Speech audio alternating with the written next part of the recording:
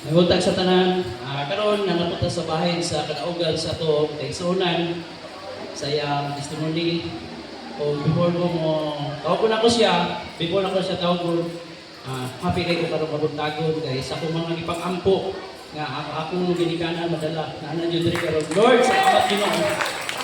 Happy kay ko ba kanang hapon excited ako nga ano sila gusto ko na makadungog sila sa pulong.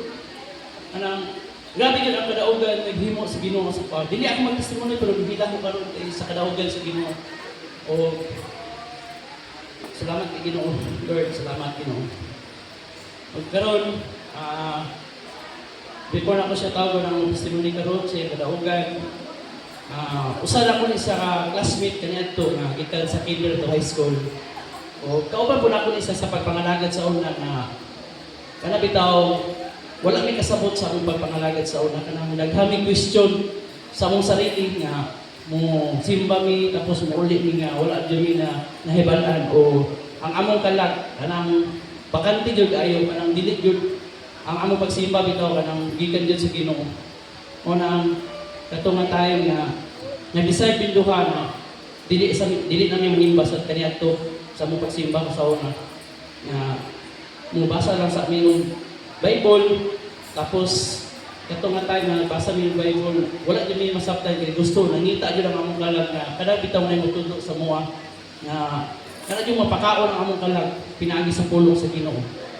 O siya po daw ang tawgon karon, nga siya ang testimony karon atong kaigsunan diyan ni Kristo. Kapikas po ni sa akong kinabuhi. O karon gibuo na ini ang pikas ko mo yun. Mao ni siya si Sis Mamay.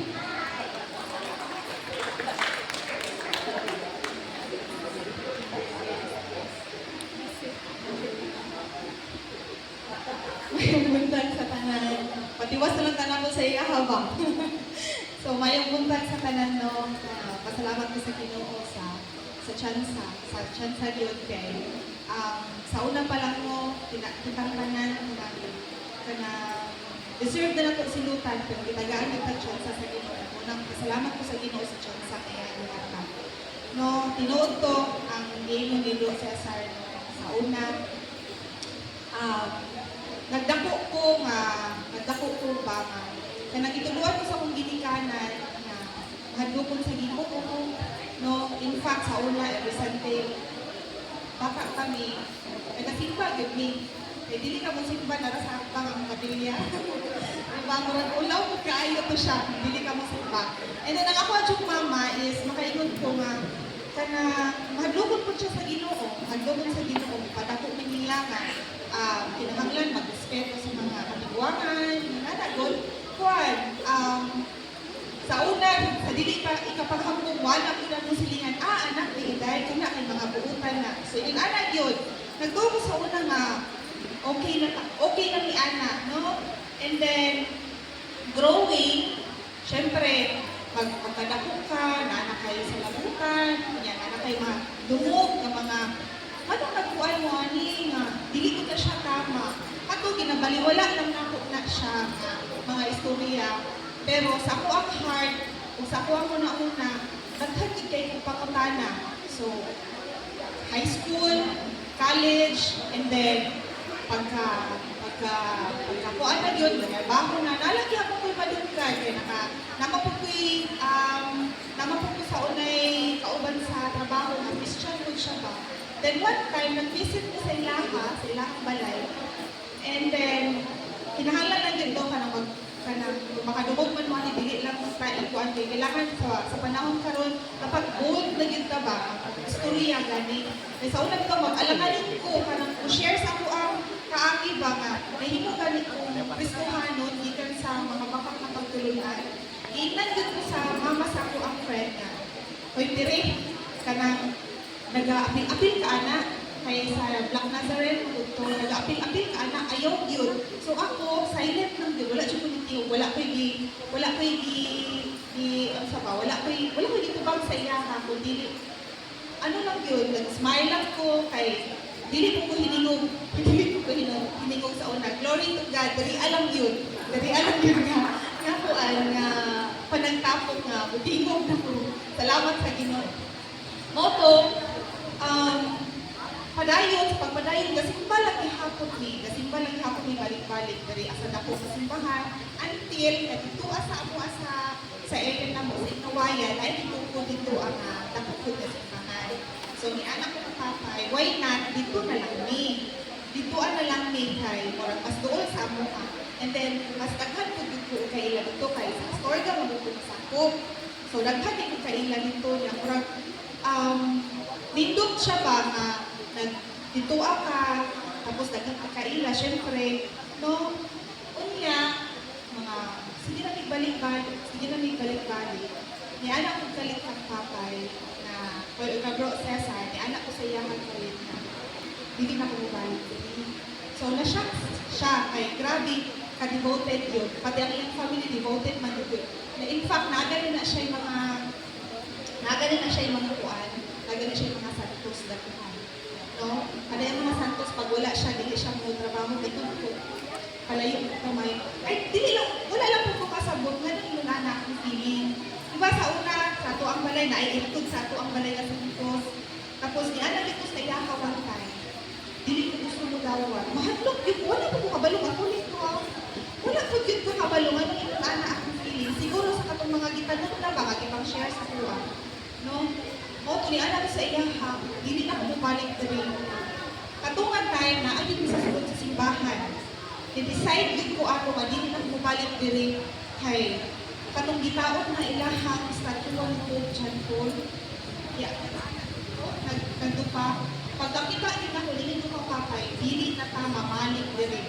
Ang nawog ni papay di madrumi. Unsaon na lang to iyahang mga pagtima dito, unsaon na lang to iyahang mga kuan. Dili pa ni mamalik dito niya. In his mind siguro, ana ba yung ilaha kapag imuhan ang pangkaligdan ng mga santos, gabaan yun mo. Ana ba yan na, di ba? Kinsay makarelate diri. So, mauto. From then on, nag-stop with me. 1 year. Lahi lang siguro ang ato ang story siguro of salvation. Kay Samu katunga tayo mo na, di mag-invite na ako. Unya, uhaw ka ayaw ni, asa man ni manimbaan ni Uy? So, yun na gani, mag-study ni Bible kami ka. Usahin, mga tawa ni. Di mi kasabot, kaya di man mi mag-ampo, o kami kabalo. Oo, di mi kasabot, di mi kasabot. So, hantod ato nga si Cheng, ina-Bible studyhan na dahil ni Pastora. Pero dili pa siya yung anak ka, ano yun, dili pa siya yung anak ka lawo. Kay, after 1 year, sige na naghangyo sa iya ka ma. Kuyugang siya ba? Kunya si Papay kay baga na gina siya tawundaan. Maayo na lang, salamat sa Ginoo kay baga og si Papay. Ana siya ubani lang mi dito ba? Ihatod lang mi dito asa sa babahan. Bahalang biyaan mo ninyo. Iabsina ni Cheng, salamat sa Ginoo sa iyang kinabuhi. Ug ihatod ra gyud niya dito. After ako wala gyud siya ni Simba. Oh, wala na gyud siya ni Simba. Yung mo to, mapunto padayon na mo giampo nga magkuan din siya ba kay sa iyaha ba ya ihatag ang sa iyaha mao bitaw naa diri sa iyaha na kay mo ako na mo nga unta na iyaha gibalik yun iyaha kuan o iyaha yung katagan ba ang desire sa iyaha heart iyaha yung unahon ang Ginoo nakalimot na dai ko na dili ano diri sa Psalms 139:23 to 24 look deep into my heart God and find out everything and I am don't let me follow evil ways, but lead me in the way that time has proven true. I just realized no, atong mga times, wala tayo mga questions na ako before. Wala tayo bitawag sa dito ko ba? Dili ko siya masabot. Nakayaan na lang kayo na. So, ikuan din niya pag tagaan din niya ang pamaraan. Hindi ba paliha sa ato ang mga pamaraan niya sa inyong pamaraan niya. Dapat ato nung balay kay abilisip yung kay si Lord. Marag binubutang, bumul ni Papay, pero nahimong niya. I-open niya among minds, i-open niya among wala yung nag-share sa mo ang tulong. No, pero iyakan yung kang sakti mo ba kung i-desire yung sa inyong heart. Hindi siya, wala na ko na-imagine, karoon na ako na-realize mo. Kaulin niya ang sunod sa pulubuhan. Kaulin niya ang sunod sa pulubuhan. Wala na ako pagbasa na ako, nakaroon pa ako nakasabot. Nahala, mauday niya siya. O din siya, no, this is exactly what my prayer before. Kaginumog sa Ginoo nga bisan wala na ako gisulti sa iya ha, pero naasa ko kasi yakag yung Ginoo. No? Sa Marcos 4:24, maingon pa yun siya, paminaw kang pag-ayo ka nako. No, I believe na ano tayo nadunggan din sa una. Parang nasayod na taba, pero ginawa ko lang nato, nagpabungol-bungol ang gidaita. Unang, ang ato ang decision niya, mahimong tuhanan o magpapangalaga din sa Ginoo, disulti siya. Ahang lang yun nato decision na. No? Kanang, naawag yun tayo mga kaisuunan niya kanang magpagalit ka, like karon disappointed, na gadaunan siya kasi tayo kay, syempre gusto din ako ang mga ginikanan at ang isuon niya makahubad. Kagahapon for the first time in my life, kuwagi, anak ko kapapay nga. Kinira ko, pinaka-first time din ako pinagihang yung dyan ko ba niya, ako ma'am, sige na gumpa, ni anak ko saya, nakakiyong ko, sige na gumpa, begging na galing ka. Tinidyo ko yung alisaw na, anak ko, begging na galing ka nga, masip pa ba? Anak ko, matanong ka pa eh, first time ako gigihang at ka, nag-beg na din ko, masip pa ba? Nalibay ko kay pagdating ko bata, yan siya na, nag-yes na rin mama. Pero, karong punta, nag-try na po, pero sige lang, kay padayon sa kayahapon na mag-aampo, so, alam niyo kina-ampong yun niya, kanang sa ako apod, kay ako kung organis, kanang active po siya dito ba, nag-apangadya gani, sumunod ang mga ginaampo, maano ginamot siya. Isa po sa mga scripture na nakapaano din ako sa una is piling sa Exodus 20 verse 4 to 5. Ayaw ka paghimo mga Diyos. Sa nagboy, sa bisan unsa ka ana sa langit o sa yuta o sa tubig. Ayaw din tayo tinyong kinialagari o simbahan. Kay ako ang Ginoo kay inyong Diyos. Kabubuan, hindi ako gusto na may laing ka mong simbahon, sinutan ko ang mga nakasada ka na ko. Apil ang ilang mga kaliwat tungkol sa ikutulo kung ikaupat na edukasyon talaga sa likway ka na ko. No, mawagin kami sa una, pag naagaling ka dito sa day, mo lang ako padayon ang mag-stop na yun kay nagapanglihok yun ni Pod, pero naapod yun nagapanglihok kain. Mo na, pero akong gituhoan na mas powerful yun ang panglihok ka, ang Ginoo din ang hinaya.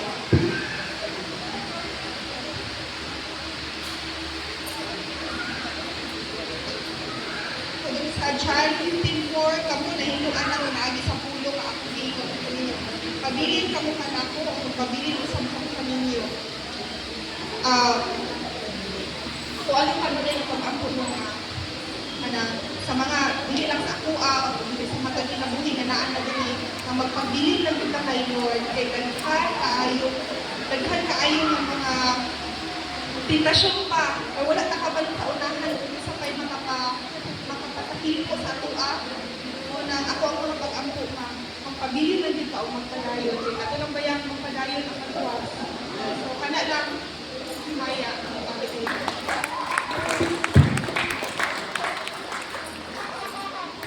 Salamat kayo, Sis Mamay, sa inyong kadaugan. O before ko mag-ampo sa inyong kadaugan, nalang ko nalitan na verse sa Leviticus 19:4, ayaw ka mong pagsimba sa mga Diyos-Diyos o maghimo o mga rebulto. Ako mao ang Ginoo ka inyong Diyos.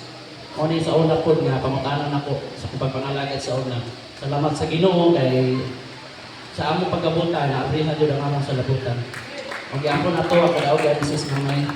Yes, Lord God, hallelujah, Lord. Salamat Ginoo sa pinagulog ni Sis Mamay, O Diyos. Labi na, Lord, sa among pamilya, sa kadaugan, Lord God, na apo, nasa mong mga pag-apo, Lord, na inyong ginungog, Lord God. Salamat, Lord, sa among pagkabuta ka ni Ato, Lord God. Iabrihan mo, Lord God, kung nakabalo kami sa mga tuoran, Lord God, kung sa among Diyos, na among alagaran, buhi, Lord God.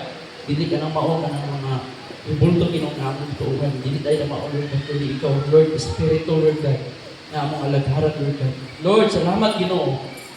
Kaning tanan, Lord, at pasalamatan in the name of Jesus. Amen.